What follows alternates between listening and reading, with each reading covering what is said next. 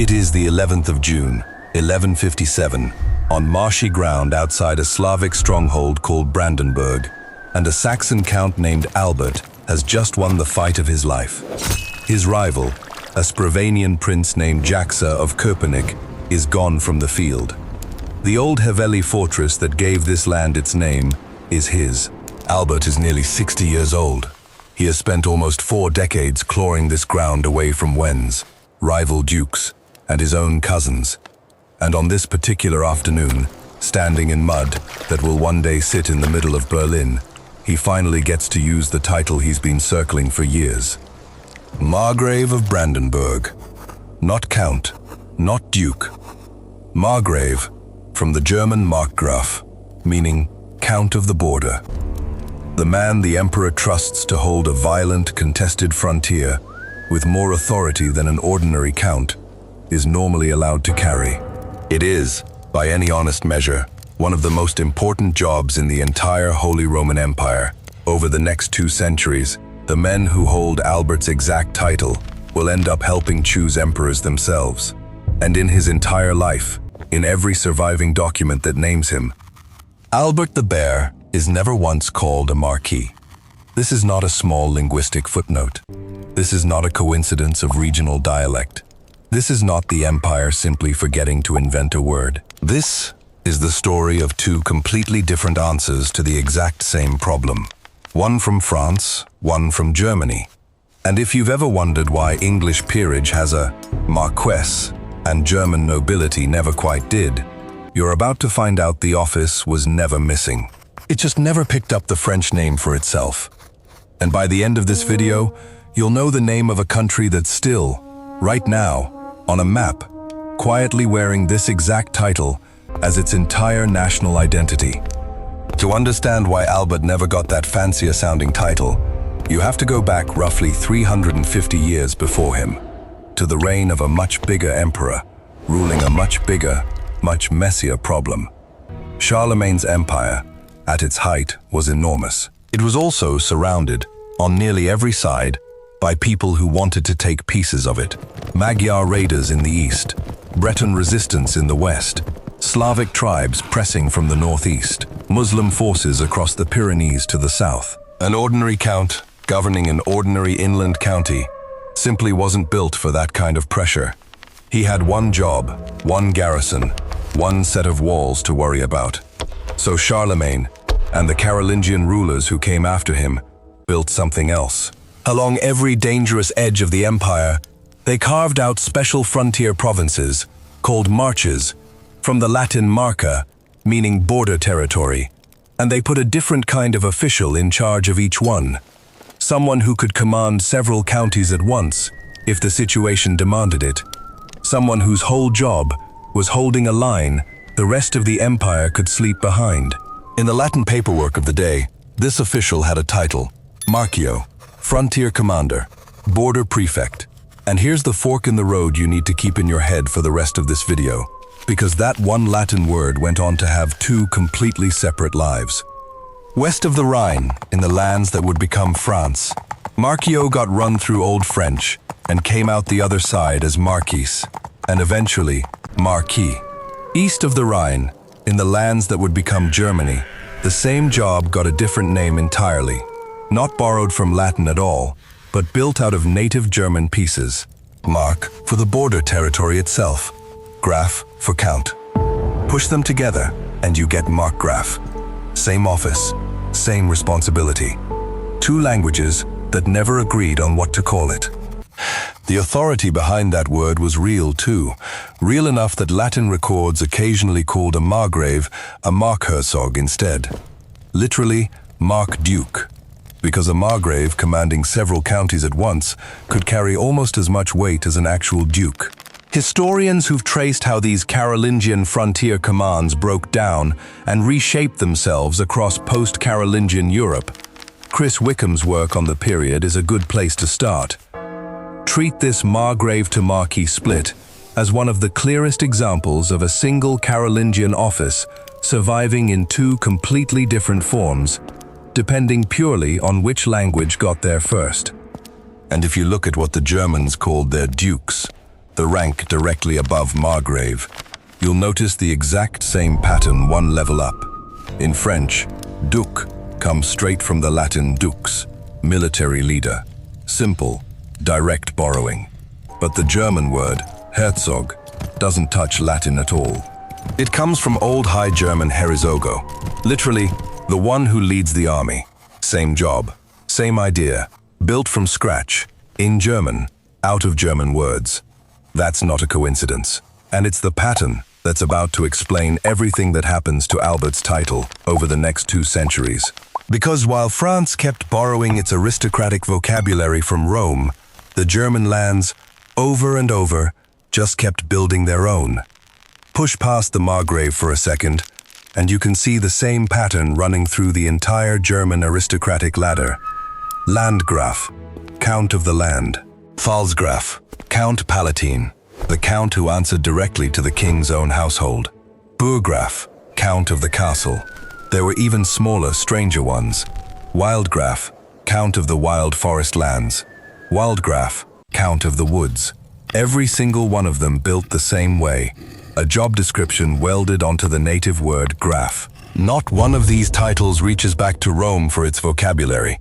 Germany didn't translate its nobility. It just kept building it, in German, out of German parts. There's a small twist buried in that word graf itself, and it's worth pausing on, because even the experts don't fully agree on it. Some linguists trace it to old Frankish court terminology. Others think it might, distantly, come from the Greek graphius, scribe, filtered through a Latin bureaucratic term nobody uses anymore. Historians are still split on this one, genuinely split, not just textbook split. If you've got a theory, the comments are open. But here's what most people get wrong about this whole comparison, and it's the part that actually flips it on its head. Look at what actually happened to the title in France itself, and you'll see that assumption doesn't hold up. You'd assume, reasonably, that keeping the fancy French-derived word must have meant more prestige, that Marquis sounds grander than margrave, because it survived in the language of court poetry and diplomacy, while margrave just sounds like a German bureaucratic label. But as the great French feudal families grew more powerful than the king could really control, the old Carolingian marches stopped functioning as real frontier commands. They got swallowed into bigger duchies, bigger counties, and the position, the actual job of holding a border, mostly stopped existing as a distinct thing. And then something almost funny happens. With fiefs multiplying and getting smaller and smaller, minor French counts, men who held 2 or 3 little lordships instead of one big march started calling themselves Marquis. Not because an emperor appointed them to a frontier, not because they were defending anything, because it sounded impressive, and there was, for a while, nobody powerful enough left to stop them. In a real, documented sense. It drifted from a job into a vibe. If that surprised you as much as it surprised me digging through the record for this one, that's worth a like. It's exactly how YouTube knows to put this in front of more people who'd get a kick out of it. Meanwhile, east of the Rhine, nobody needed to self-style anything. The margraves didn't have to borrow prestige from a fancier-sounding word, because the job itself, real frontiers, real armies, real emperors relying on them, never stopped being the source of the prestige. Which is exactly where this story is about to get considerably bigger than one battle outside Brandenburg. So that's the shape of it so far. Same Carolingian job, 2 names, and the prestige version quietly hollowed out, while the boring German version kept its teeth. This channel exists for exactly this kind of thing, pulling the real mechanics out from under titles everyone's heard but nobody's actually looked into. If that's useful to you, subscribing means you catch the next one before it disappears into the feed. Because we're not done with the margraves yet. 2 of them are about to get a lot more powerful than Albert the Bear ever was. Take Austria first, because before it was a country, it was a job description with a very nervous holder. In 976, Emperor Otto II handed a Bavarian count named Leopold something that looked, on paper, like a reward. Authority over the empire's eastern march, the Marcha Orientalis, a strip of land along the Danube that had spent most of the previous century getting fought over by Magyar raiders. Leopold's reward, in practice, was decades of watching that border, building it up, defending it, refusing to let it collapse back into someone else's hands. His descendants, the House of Brandenburg, did the same job, generation after generation, for 180 years. And here's the injustice buried in that arrangement. For all of it, they were still, technically, subordinate to the Duke of Bavaria, a margrave, not a duke, doing duke-level work, carrying count-level rank. Then, in 1156, the politics of the empire shifted underneath them, not because of anything the Babenbergs did wrong, but because Emperor Frederick Barbarossa needed to hand the entire Duchy of Bavaria to someone else, a rival named Henry the Lion.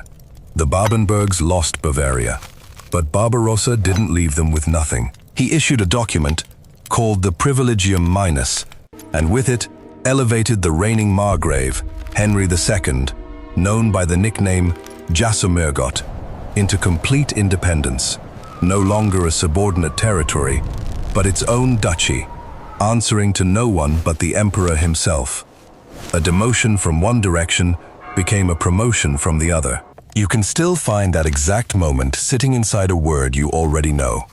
The Babenbergs' march had a name, Old High German Ostariki, the Eastern Realm, first written down in a charter from the year 996. Say it out loud a few times, and you'll notice something in it starts sounding familiar. Say it in the modern German it eventually became Österreich, and you'll recognize it instantly. Latinize that, and you get the word sitting on every map in the world today, Austria. Hold on to that. We're coming back to it. Head north from the Danube, along the Elbe, and you find the second case, the Margraviate of Meissen, another frontier post carved out against Slavic neighbors to the east. In 1089, the emperor handed it to a count named Henry of Eilenburg, and it stayed in his family, the House of Wettin, for the better part of 5 centuries. The Wettins expanded the way ambitious margraves tended to. They picked up the Landgraviate of Thuringia in 1264, absorbing a neighboring title the way a river absorbs a smaller stream. Then, in 1423, the payoff arrived. The Hussite wars were tearing through Bohemia, threatening to spill across the border the Wettins had spent generations guarding, and Margrave Frederick, remembered afterward as Frederick the Warlike, held the line. The emperor's reward wasn't a pat on the back. It was the electorate of Saxony itself, one of the 7 seats that got to choose the next Holy Roman Emperor.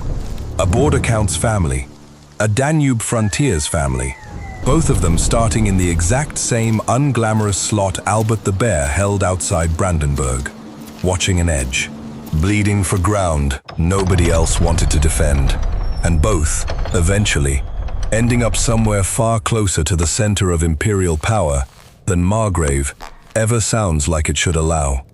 By the middle of the 14th century, the empire stopped leaving any of this to custom and precedent, and just wrote it down. In 1356, Emperor Charles IV issued the Golden Bull, one of the empire's genuine constitutional documents, the kind of paperwork that actually reshaped how power moved for the next 450 years. It named 7 prince-electors, and only 7, with the sole legal right to choose the next Holy Roman Emperor, the archbishops of Mainz, Trier, and Cologne, the King of Bohemia, the Count Palatine of the Rhine, the Duke of Saxony, and the Margrave of Brandenburg. Sit with that for a second, because it's the whole argument of this video sitting in one line of a legal document you can still go read today. The exact same job Albert the Bear was doing in the mud outside a Slavic fortress 2 centuries earlier, under the exact same unglamorous German title, had just been written into the empire's founding law as one of the 7 most powerful offices that existed. Not duke, not king, margrave. The Margrave of Brandenburg even carried a specific court office alongside the title Arch-Chamberlain of the Empire, one of a set of ceremonial-turned constitutional roles the Golden Bull used to justify exactly why these particular 7, and no one else, got to pick an emperor. It didn't stop there. In 1415, The House of Hohenzollern took over Brandenburg and kept the margrave's title running for another 500 years. By 1701, the man holding it wasn't satisfied being an elector anymore, so he had himself crowned king in Prussia instead. A title built to describe the count watching the border had, 4.5 centuries later, become a crown. Which brings us back to Austria, and the thing we told you to hold on to. That charter from 996, the one Emperor Otto III wrote up when a Bavarian bishop received some land near the Danube, used a phrase almost in passing, Regione vulgari vocabulo Ostarrîci, a region commonly known as Ostarrîci, just a local place name, tucked into a routine property transfer, in a document that's now sitting in the Bavarian State Archive in Munich. Nobody writing it down that day thought they were naming a country. They were naming a march, Leopold's March, the one his family bled for, generation after generation, while carrying nothing grander than Margrave. But languages don't stop moving. Ostarrîci softened, over centuries, into Österreich. Latin writers rendered it Austria, and that word at its absolute root just means the Eastern March. And it didn't fade into a historical footnote the way the Carolingian frontier system mostly did. It became the name of an entire nation, currently home to roughly 9 million people, sitting on every map you've ever looked at. The office wasn't erased by history. It got promoted into a country's name, and it's not the only trace left behind. Look at a modern map of German-speaking Europe, and the fingerprints are everywhere. Steiermark, Styria, is still a real Austrian state today. The historic Mark Brandenburg, the region around Berlin, still carries the word in its name 800 years after Albert the Bear. Even Denmark, at its linguistic root, is built the same way. The border mark of the Danes. England's own relationship with all this is its own case study in how little the word ever mattered. For centuries, England governed its own violent frontiers, the Welsh marches, the Scottish marches, the exact same job as any markgraf or French marches, using nothing more exotic than ordinary earls, given extra military and legal authority, and sent to hold the line. No separate title, no imported word, just the job, handled under existing English rank. England, for what it's worth, eventually did borrow the French version, the fancy one that started as a self-styled courtesy title for minor counts back in France. In 1385, Richard II made his favorite, Robert de Vere, Marquess of Dublin, the first Marquess England had ever had. It didn't go smoothly. The title was stripped away within a year. A second attempt, a few years later, got revoked too, and when Parliament was asked to bring it back, King Henry IV reportedly waved it off, on the record, calling it a strange name in this realm. That's the kind of detail that's genuinely fun to bring up at dinner and watch someone's face change. Try it, you'll get a reaction. So here's what actually happened to that missing Marquis you came here asking about. The Holy Roman Empire didn't fail to invent this title. It just never needed to borrow it, because the German lands kept building their own aristocratic vocabulary from the ground up, all the way from Herzog down to Markgraf, while France, over centuries, let its version drift from a genuine frontier command into something minor nobles simply helped themselves to. 3 things worth actually keeping from all of this. First, the office was never absent. Albert the Bear, the Babenbergs, the Wettins, they were doing exactly what a French or English marquis did, under a name that just happens to translate the job description literally instead of borrowing it. Second, a title's word and a title's power are 2 separate things, and it's worth staying suspicious of the assumption that the fancier-sounding one automatically wins. The empire's plain German rank ended up choosing emperors. France's imported one ended up, for a stretch, self-applied by anyone with 2 spare lordships and some ambition. Third, and this is the one that's going to stick with you longer than any of the dates, an entire country is still walking around today wearing this office as its name. Every time someone says Austria, they are, without knowing it, saying the March. So here's the actual question, and I'd genuinely like an answer in the comments. If you'd been born a minor count somewhere on a violent medieval frontier, would you rather have held the real bloody, unglamorous job, margrave, or the fashionable imported word nobody quite trusted yet? Be honest, because 800 years later, only one of those two options is still on the map.